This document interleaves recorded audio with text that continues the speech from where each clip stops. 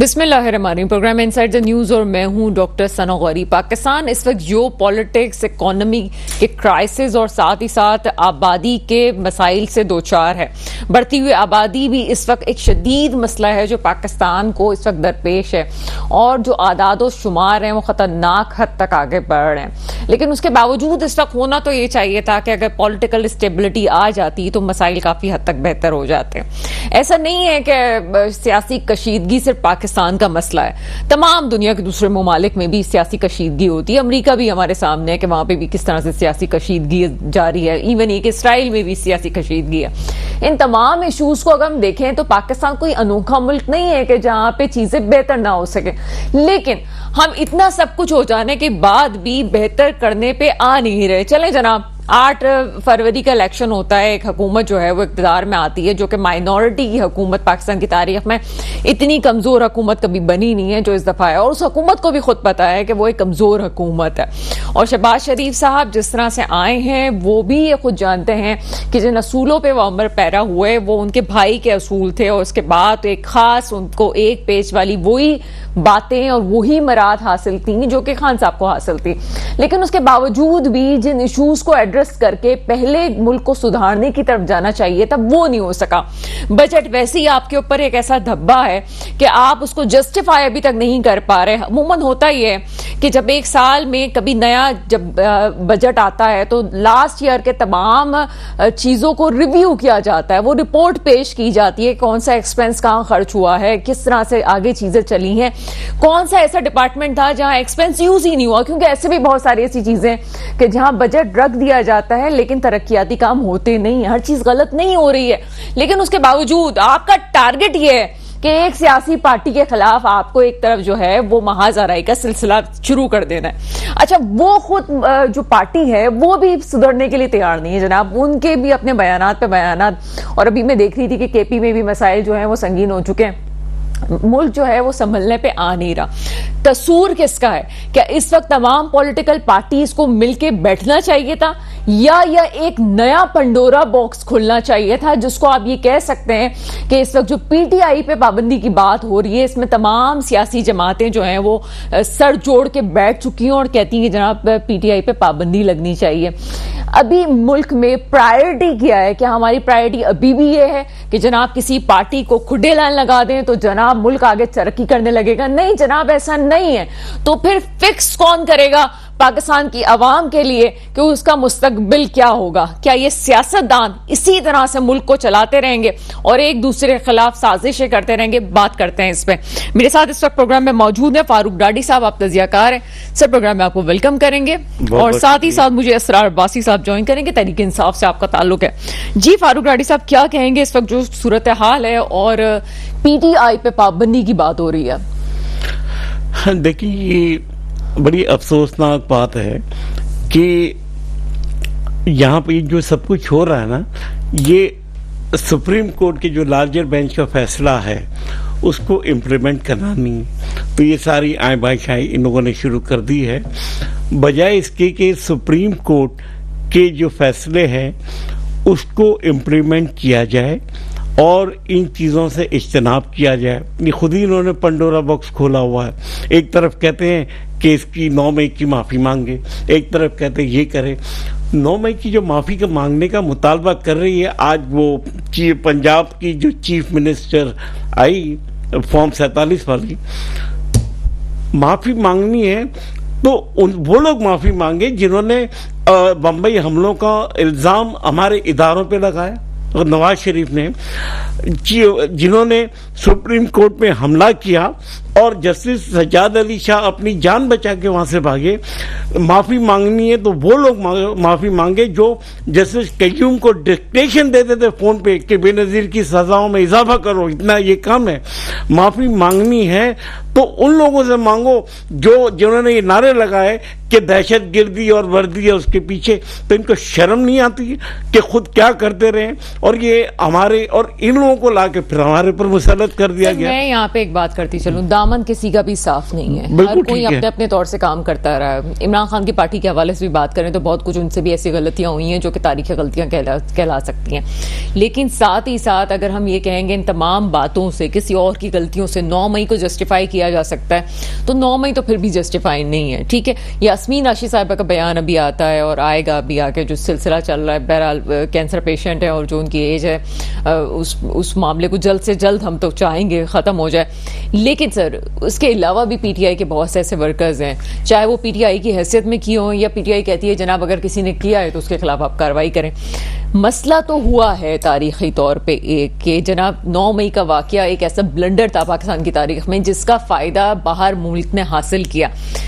अब हो गया ना सब कुछ, अब तमाम पार्टीज मिलके या तो अपनी गलती को तस्लीम कर लें और चीजें आगे लेके चलें।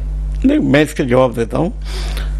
मैं ये मुतालबा करता हूं कि तमाम फुटेजेस ऑन रिकॉर्ड है, हमने और आपने भी देखे हैं, तो क्यों उन लोगों को गिरफ्तार नहीं किया जा रहा है जिनकी वीडियो सामने आई हुई है, जो सामने मंजर आम पे है।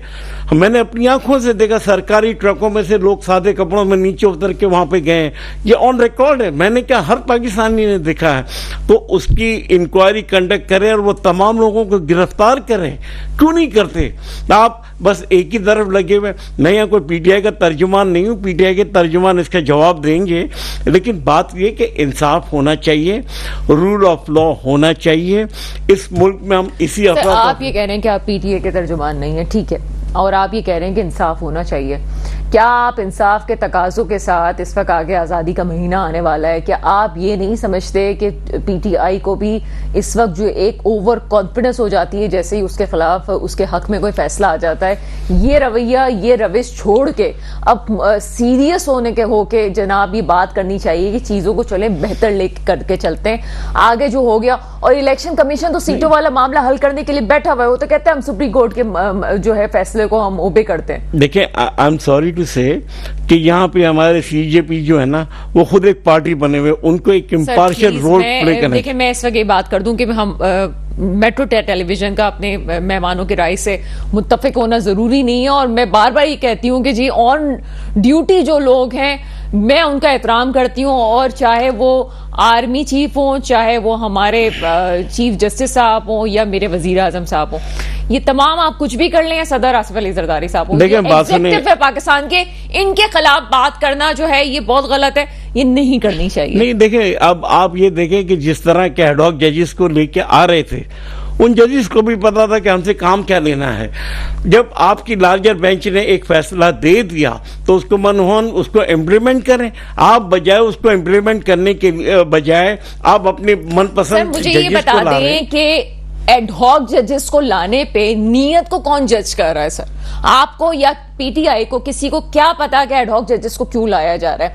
ये तो चीफ जस्टिस के इख्तियारात हैं सर, ये आपका आइन कहता है, ये उनको इख्तियारात मिलते हैं कि चीफ जस्टिस अगर चाहेगा तो वह एडहॉक जजेस लेके आएगा। तो हमारा कर रहा है नहीं कर रहा उसका जाती मसला है, हम कौन होते हैं कहने वाले? जनाब इनकी ये नियत है और इस केस का फैसला ऐसा होने वाला है, तो जिसकी वजह से जनाब एडहॉक जजेस आ रहे हैं। देखें, हमारा आइन ये भी कहता है कि जब सुप्रीम कोर्ट एक ऑर्डर अगर इशू करे तो उसके ऊपर उसको इम्प्लीमेंट होना चाहिए, उसको नाफिज किया करना चाहिए। हमने पहले भी देखा कि जब सुप्रीम कोर्ट ने इलेक्शन करवाने के लिए जब पीडीएम मौजूद थी उस वक्त कहा, इन्होंने उस पर इम्प्लीमेंट नहीं किया। बात हो गई, अभी फिलहाल मखसूस नशिस्तों वाला मामला है, इलेक्शन कमीशन ने कह दिया है कि हम जो है वो बात मानने के लिए तैयार हैं और हम सीटें दे रहे हैं। अगर उस पर मुस्लिम लीग नून ने स्टे लिया हुआ है या आगे कोर्ट में वो जाने के लिए बैठी हुई है, स्टे तो अभी नहीं लिया है, तो वो एक अलग इशू है। लेकिन यहाँ पे इदारे तो मना नहीं कर रहे, सुप्रीम कोर्ट ने भी फैसला दे दिया और हक और सच पे दिया, बल्कि सुन्नी इत्तेहाद नहीं बल्कि पीटीआई के हक में फैसला आ गया। पीटीआई तो कहीं बीच में नाम भी नहीं आ रहा था। खैर देखें, ये पीटीआई के जो तर्जुमान इसका जवाब देंगे, लेकिन एक बात मैं आपको और बताऊं, वो पार्टी जिसको 2/3 से ज्यादा मेजोरिटी पूरे पाकिस्तान में मिली हो और रातों रात उनसे उनका हक छीन लिया जाए, और जिसको 17 सीटें पूरी ना मिली हो और उसको आप 170 सीटें करके हुकूमत में ला के बिठा दें, तो ये फिर हम पाकिस्तानी कौम के साथ ये मजाक कब तक चलता रहेगा? जो मकसद आवाम जिसको वोट दे रही है, आप उसको उसका हक दें। सर मुझे एक सीरियस इशू पे मुझे एक बात बता दें फारूक राठी साहब, अगर तहरीके इंसाफ को खुली छूट के साथ चलें अभी धांधली वाले मामले को, और मैं खास तौर पे कहती हूँ धांधली स्पेशली जो हुई है वो कराची में हुई है, कराची और के सतह पे नहीं, पूरे पाकिस्तान में हुई है, इंक्लूडिंग केपीके में पूरी मैं चीजों को बताती हूँ। और केपीके की तो मुझसे कोई बात इसलिए भी ना करे कि फजलुर रहमान साहब अगर साथ मिलकर बैठे हुए, तो फजलुर रहमान साहब एक तरफ से जो है वो पीटीआई को ही बोल रहे हैं कि क्यों जो है वो फैसला साजों ने पीटीआई के हाथ में केपीके दे दिया। उनका असल मौक़िफ़ तो यही है अगर आप ग्राउंड रियलिटीज में। सर मुझे एक बात बताएं कि क्या आप ये समझते हैं कि पीटीआई को इस वक्त अगर तमाम सीटें मिलने की इजाजत हो जाती तो फिर भी क्या 2/3 मेजॉरिटी में आ सकती थी पीटीआई?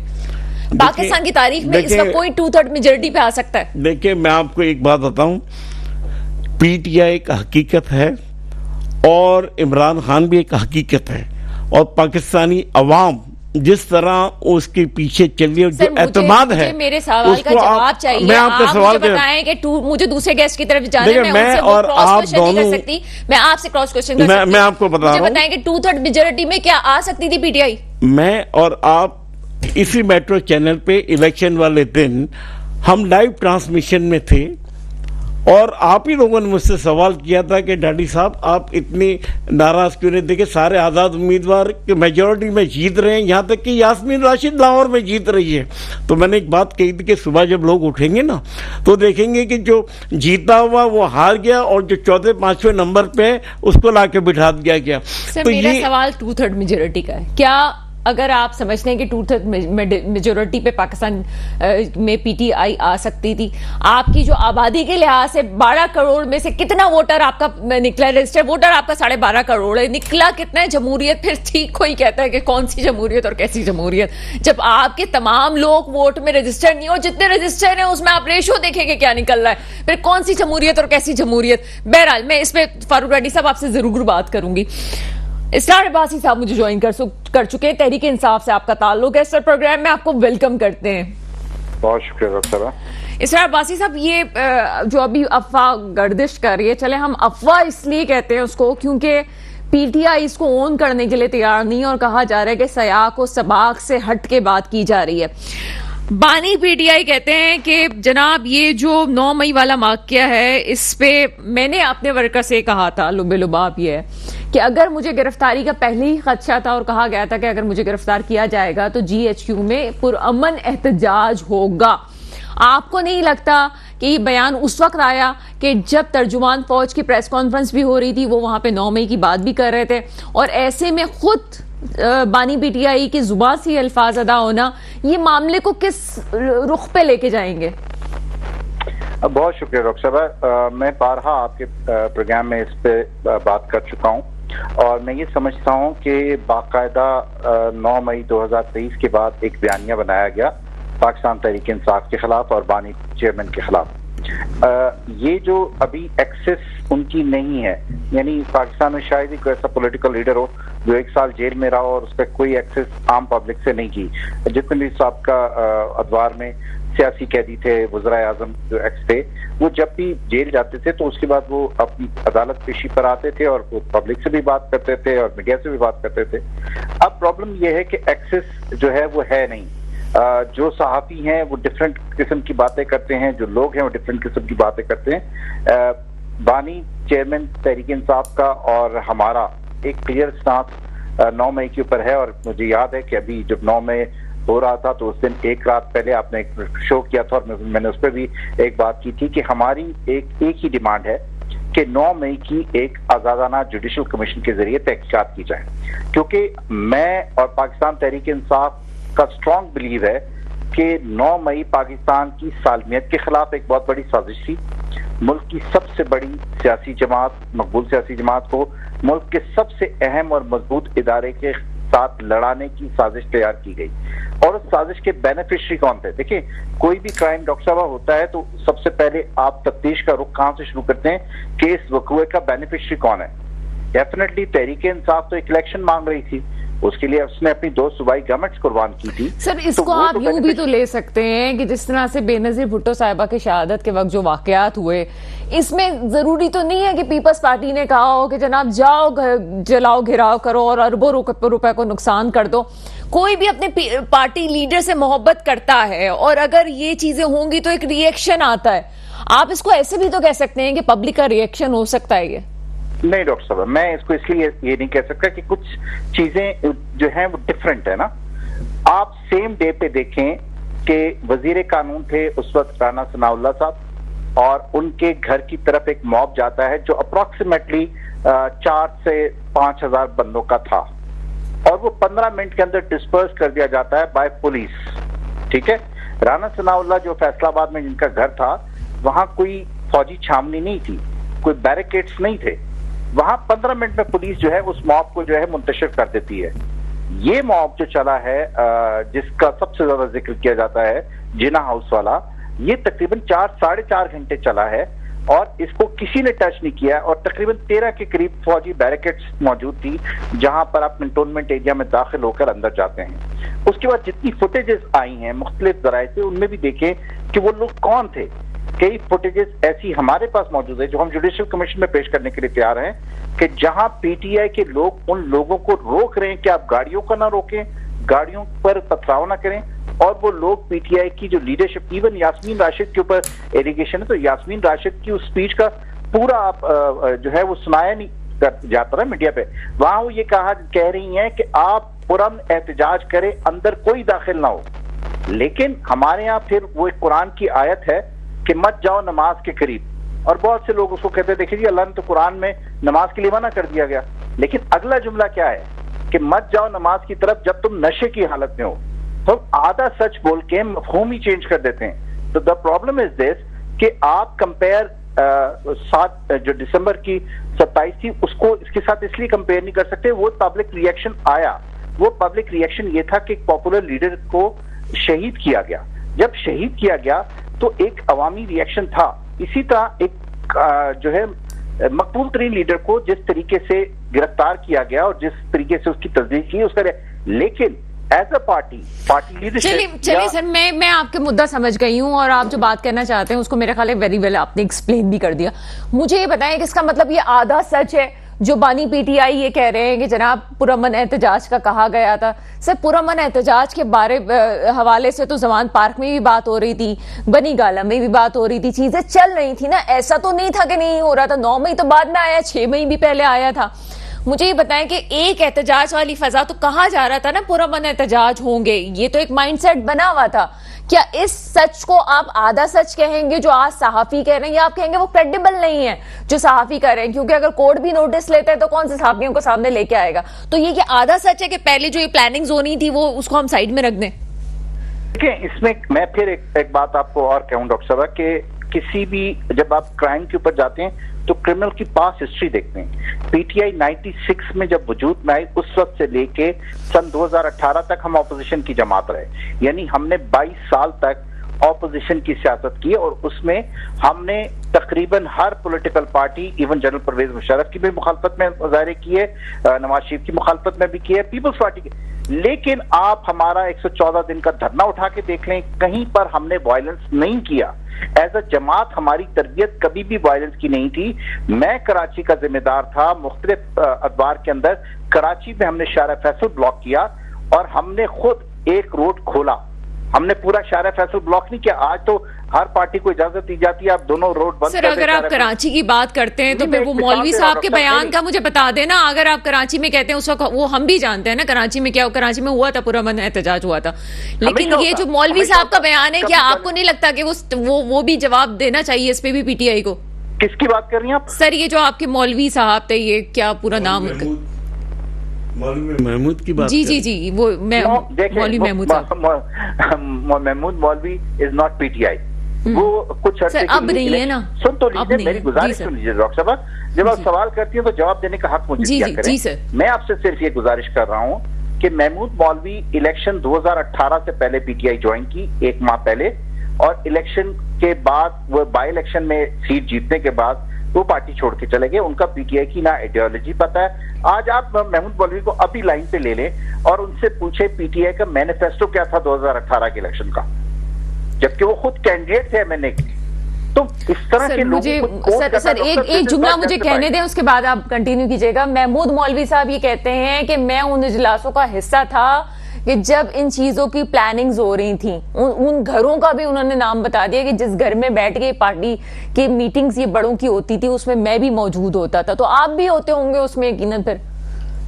जी बिल्कुल मैं होता था, लेकिन महमूद मौलवी साहब ने जितनी भी बातें की हैं वो उसको कहीं पर भी सच नहीं इसलिए कहा जा सकता कि महमूद मौलवी साहब को इस्तेकाम पाकिस्तान पार्टी के अंदर सिंध का प्रेसिडेंट बनाया गया।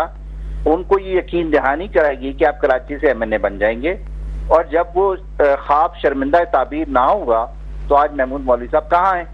देखें, कुछ लोगों को आप कुछ आसरा दे के उनसे किसी किस्म की स्टेटमेंट्स तो ले लेते हैं, लेकिन मैं फिर कह रहा हूं महमूद मौलवी इट्स नॉट टू इंपॉर्टेंट कि उनके सामने पार्टी की कोई इंपॉर्टेंट डिस्कशन होती हो।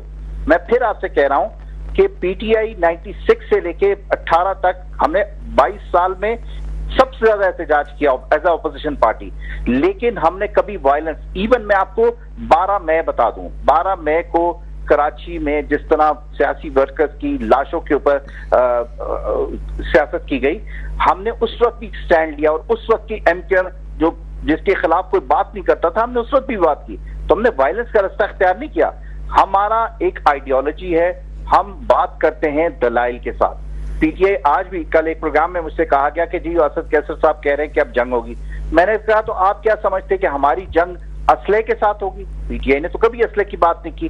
पीटीआई तो हमेशा, देखें 2018 में हमारे साथ इलेक्शन से पहले क्या किया गया, सिंबल ले लिया गया, पार्टी डिसफंक्शन करने की कोशिश की गई, कैंपेन नहीं करने दी, झंडा नहीं लगाने दिया, उसके बावजूद हमने इलेक्शन लड़ा उन हालात में भी।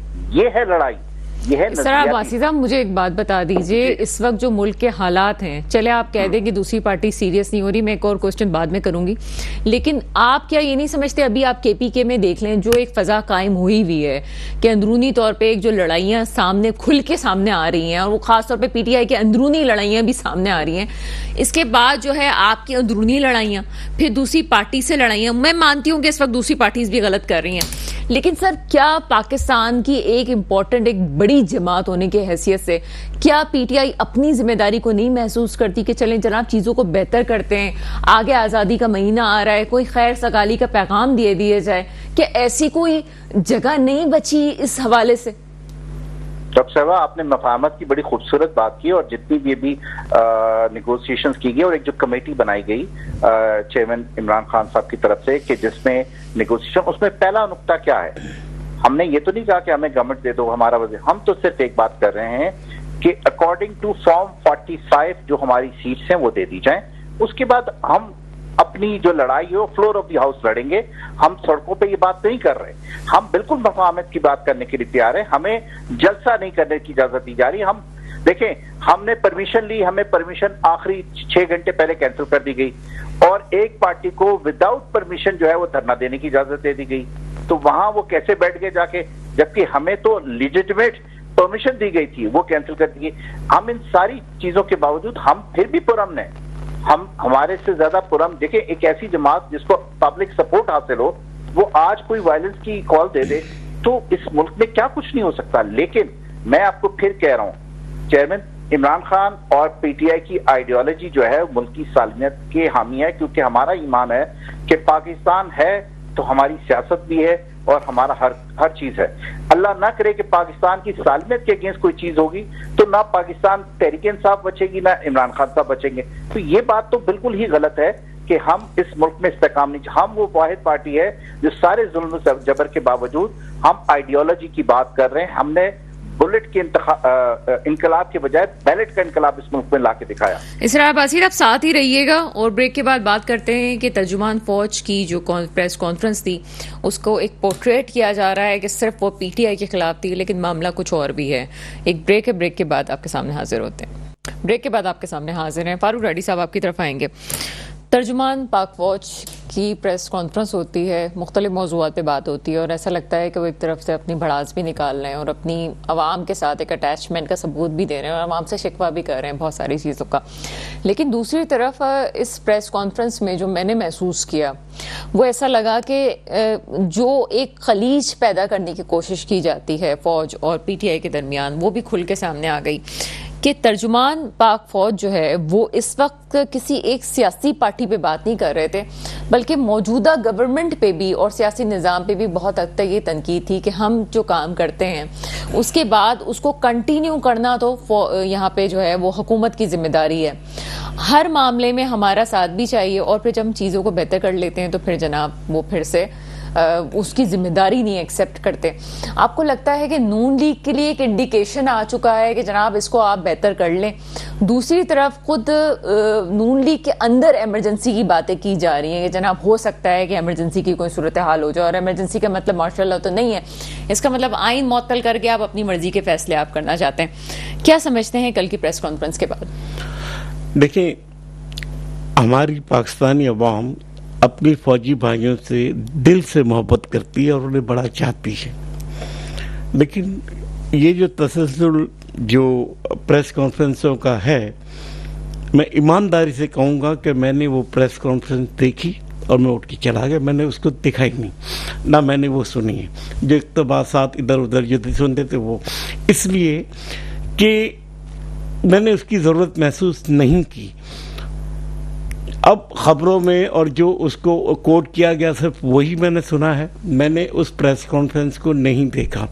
वजह ये है कि हमारी बदकिस्मती ये है कि अगर एक सियासी पार्टी है तो सियासी पार्टी अपना रोल अदा करे। इस मुल्क में हमारा एक आइन है, उस आइन के तहत हर जमात को, हर इदारे को उस कानूनी के अंदर रहकर अपना रोल अदा करना चाहिए, चाहे कोई भी हो। तो ये हमारी बदकिस्मती है कि हम अपनी हदूद से, मैं किसी एक को नहीं कर रहा, मैं जनरली बात कर रहा हूँ, कि हम अपनी हदूद से तजावज़ कर जाते हैं, हम अपने आइन से तजावज़ कर जाते हैं। अगर हम अपने आइन को स्ट्रिक्टली फॉलो करें, हमारे तमाम इदारे अपने आइन को स्ट्रिक्टली फॉलो करें और उसके मुताबिक चले, तो ये कोई भी क्राइसिस कभी भी नहीं आएगा। ठीक है ना? हमारे सामने इतनी बड़ी मिसाल अमेरिकन एस्टेब्लिशमेंट की है।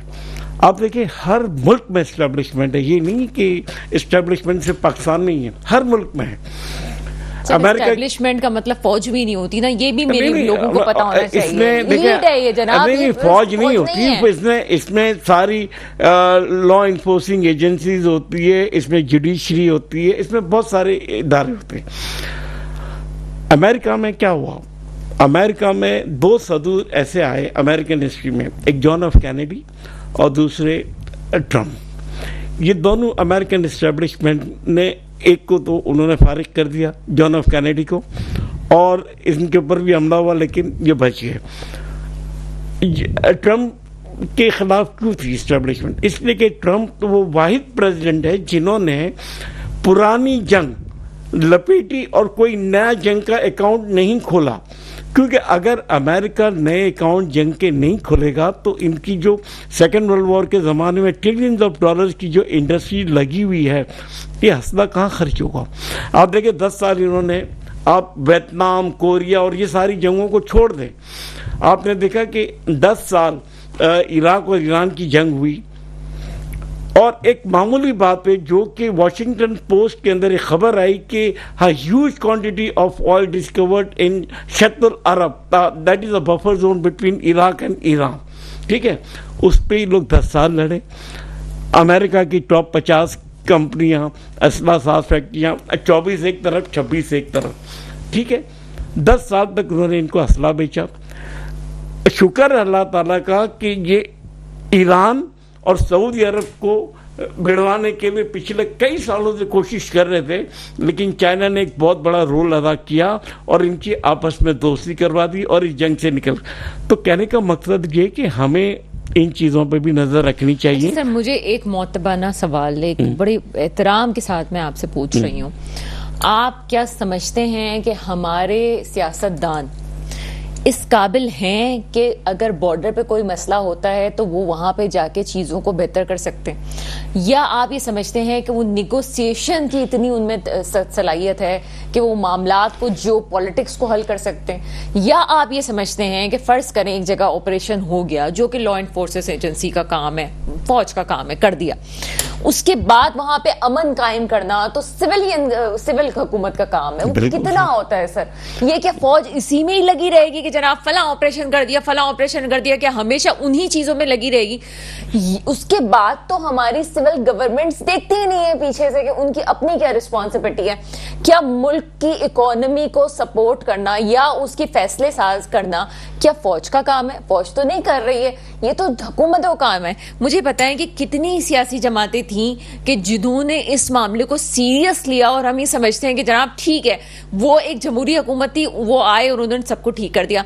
ये अपनी ड्यूटी सही प्ले नहीं करते तभी तो किसी और को आना पड़ता है। आप क्या कहते हैं इस हवाले से? देखिए, इस मुल्क का अलमिया यही है कि ये जिनके कंधों पे बैठ के आते हैं और जब उनको अवामी हिमायत हासिल हो जाती है तो फिर उनको खींचा जाता है। ये हमारी हिस्ट्री रही है। अगर मेरिट के ऊपर जो पब्लिक और अवाम का जो वोट है उसके मुताबिक अगर हुकूमतें बनी जाए ना तो ये कोई भी क्राइसिस नहीं होंगे। लेकिन बदकिस्मती यही है कि वोट किसको मिलता है और हुकूमत में लाया किसको जाता है। तो ये एक तमाशे इस मुल्क के साथ, इस आवाम के साथ बना हुआ है।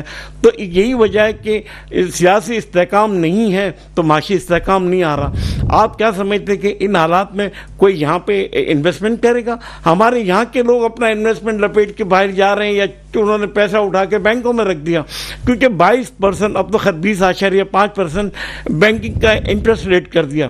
मुझे ये बताएं कि वो कौन सा ऐसा कारोबार है जहाँ पे आप इतना बड़ा मार्जिन ऑफ प्रॉफिट कमा सकते हैं? इंडस्ट्री 7% सिर्फ आपको रिटर्न देती है। अब हुआ क्या इस पॉलिसी की वजह से? इन्होंने कहा था कि हमने इंटरेस्ट रेट इसलिए हाई रखा है ताकि हम इन्फ्लेशन को कंट्रोल करेंगे, लेकिन इन्फ्लेशन तो इनके काबू में नहीं आ रहा। ठीक है, अब आप 48% आम आदमी के ऊपर टैक्स लगा रहे हैं और 39% जो तनख्वाहदार तबका है। तो मुझे बताएं कि निज़ाम कैसे चलेगा? आप लोगों ने पता है क्या किया कि अपने कारोबार बंद किए, किसी के पास 20 एम्प्लॉय है, कि 5 है, कि 15, उन लोगों ने अपने छोटे कारोबार बंद किए और वो पैसा लेके बैंकों में रख दिया कि ये सेफ है। सर मेरा सवाल ही जहाँ से प्रोग्राम स्टार्ट हुआ था, मैंने कहा ही ये है कि जनाब पाकिस्तान की जो है वो आज़ादी का महीना आगे आने वाला है। क्यों ये नहीं समझ रहे हैं कि आगे एक डिजास्टर होने वाला है? ये 2001 में बात कर दी गई थी, पावर सेक्टर के हवाले से बात कर दी गई थी कि जनाब जो कुछ करने जा रहे हो ये अच्छा नहीं है, लेकिन भुगत रहे हैं हम जनाब, इस वक्त भुगत रहे हैं। और अभी भी मजीद अगर सियासतदानों ने नहीं भुगता तो बहुत बुरा आप तीसरी ताकत को भी लेके आएंगे और पाकिस्तान जो है वो जियो पॉलिटिक्स का शिकार होकर अकेला रह जाएगा। इस वक्त आपके मुल्क को आप माने ना माने कर्जों की भी जरूरत है, इकोनॉमी को चलाने के लिए प्लानिंग्स की भी जरूरत है। आगे चलते हैं जनाब। इस तरह अब्बासी साहब, चीजें चल रही हैं लेकिन साथ ही साथ अचानक से एक प्रेशर मुस्लिम लीग नून की तरफ से कायम किया जा रहा है। कभी पार्टी पे पाबंदी की बात करते हैं, कभी इमरजेंसी की बात करते हैं। मतलब इस वक्त एक हुकूमत जो कि खुद ये जानती है कि वो कमजोर तरीन हुकूमत है, अचानक से इमरजेंसी की सूरत हाल कायम करके आइन को मुअत्तल करने वाली बात जो है वो क्यों कर रहे हैं इस तरह से? क्या सिर्फ पीटीआई को प्रेशर में लेना है ये सब कुछ करके, या वाकई ऐसा कुछ हो सकता है? डॉक्टर साहब, आपके सवाल से पहले जो आपने एक बड़ी खूबसूरत सवाल फारूक साहब से पूछा था, मैं उसमें कुछ ऐड ऑन करना चाहता हूँ विद योर परमिशन। आपने कहा कि जब मुल्क की सरहदों के ऊपर इस तरह की सिचुएशन हो तो क्या हमारा कोई इस तरह का पॉलिटिकल लीडरशिप है कि जो उन चीजों को और बैकअप जो है वो पॉलिटिकल लीडरशिप को जो ऑपरेशन हो जाता है तो ठीक है ना, मैं उसके ऊपर इसलिए थोड़ा सा ऐड ऑन करना चाहता हूँ कि हमारी पिछली तकरीबन 10 साल हमारी गवर्नमेंट रही केपीके में, और आपको पता है वॉर ऑन टेरर में सबसे ज्यादा जो है मुतासरा केपीके था। ठीक है, अब हमने वहां पर जो इकदामात किए उसकी वजह से हमें हर दफा पहले से ज्यादा वोट मिला। क्यों मिला? वो सूबा जो पॉलिटिकली सबसे ज्यादा अवेयर था, जिसने कभी किसी दूसरी पॉलिटिकल पार्टी को सेकंड चांस नहीं दिया, उसने एक पार्टी को थर्ड चांस क्यों दिया? अब रिसेंटली जो हालात हैं वो इसलिए कि हमने उस ऑपरेशन के बाद लोगों की और फिर जो अफगान महाजरीन थी उनको भी हमने वहां से भेजा वापस और काफी हद तक चीजों को कंट्रोल किया। अब आप जो सवाल फरमा रही, देखिए मसला इस वक्त सिर्फ एक है, हम यहाँ पर अपनी जिद और अनाप में बैठे हुए हैं। हम अपने आप को इस हकीकत को तस्लीम करने से मुनकर हैं कि जो हम कर रहे हैं हम गलत कर रहे हैं। हमें अपनी गलती का इदराक होने के बावजूद हम सिर्फ अपनी अना की वजह से उस गलती को ठीक करने की कोशिश नहीं कर रहे। तो प्रॉब्लम उसमें यही आता है कि जिस तरह अभी आपने कहा आजादी का महीना आ रहा है, हमारे माशी जो सबसे बड़ा जो प्रॉब्लम है वो मईशत है पाकिस्तान की। अच्छा, मईशत कैसे ठीक होगी? आज आपके जो सेलुलर सेक्टर है उसके ऊपर आपने जो बड़ी कंपनी जो बाहर की कंपनीज है उन पे आपने फायरवॉल लगा दिया सारा, तो वो भी इस सेक्टर्स को भी छोड़ के जाएंगी। और जो बैरूनी दुनिया आपके मुल्क के अंदर देख रही है कि इस वक्त एक ऐसी अनपॉपुलर गवर्नमेंट जो सिर्फ 17 सीटों की गवर्नमेंट है, वो अपने आप अपनी बका की जंग लड़ने के लिए इस तरह की अहमकाना बातें कर रही है कि सबसे बड़ी पॉलिटिकल जमात के ऊपर पाबंदी। देखिए, अगर मुल्क में किसी पॉलिटिकल जमात पर पाबंदी लगनी चाहिए थी तो वो सबसे पहले मुस्लिम लीग नून पे लगनी चाहिए थी, जिन्होंने सुप्रीम कोर्ट पर हमला किया था, लेकिन उस वक्त तो कुछ भी नहीं हुआ। फिर उसके बाद मेमो गेट हुआ, वो मुल्की सालमियत के खिलाफ बहुत बड़ी साजिश थी। फिर ये कहा गया कि जो इंडिया में बम धमाके हुए थे, मुंबई बम धमाके, उसमें पाकिस्तान का हाथ शामिल था और उस स्टेटमेंट को इंटरनेशनल कोर्ट ऑफ जस्टिस में एज ए एविडेंस पेश किया गया। तो ये किसी पॉलिटिकल पार्टी को बैन करने के लिए सबसे बड़े एविडेंसेस थे, न कि एक प्रोपेगेट करके एक बयानिया बना के उस बयानिए को जो पब्लिक ने 8 फरवरी को उस बयानिए को भी दफन कर दिया। आप एक पॉलिटिकल पार्टी को बैन करने की कोशिश करते हैं, ये पॉसिबल नहीं है। जहां तक इमरजेंसी की बातें, ये अब फेस सेविंग चाहती है।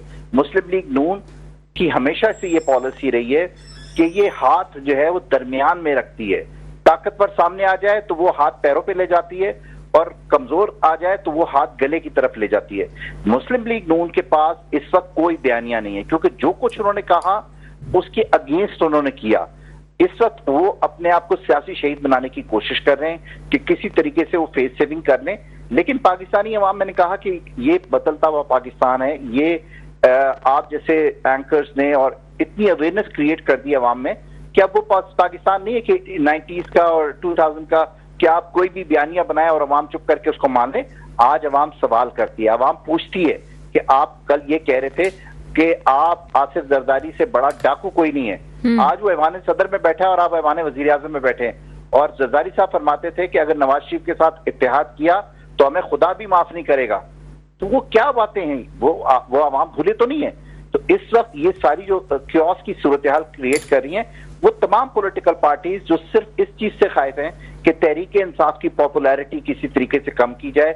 उन्होंने 1 साल तक चेयरमैन इमरान खान को जेल में रख के भी देख लिया, मुकदमात के अंदर। अच्छा सर, इस पे मैं आपका भी मौक़िफ़ जानना चाहूंगी। अभी मैंने डाडी साहब से भी ये बात कही कि तर्जुमान फौज की जो प्रेस कॉन्फ्रेंस थी, ठीक है, बनुआ के पे थी, ये सब चीजें सामने, और बहुत हद तक मुझे उनकी बहुत सारी बातों से, मतलब मैं तो समझती हूँ कि 100% इत्तेफाक में कर रही थी।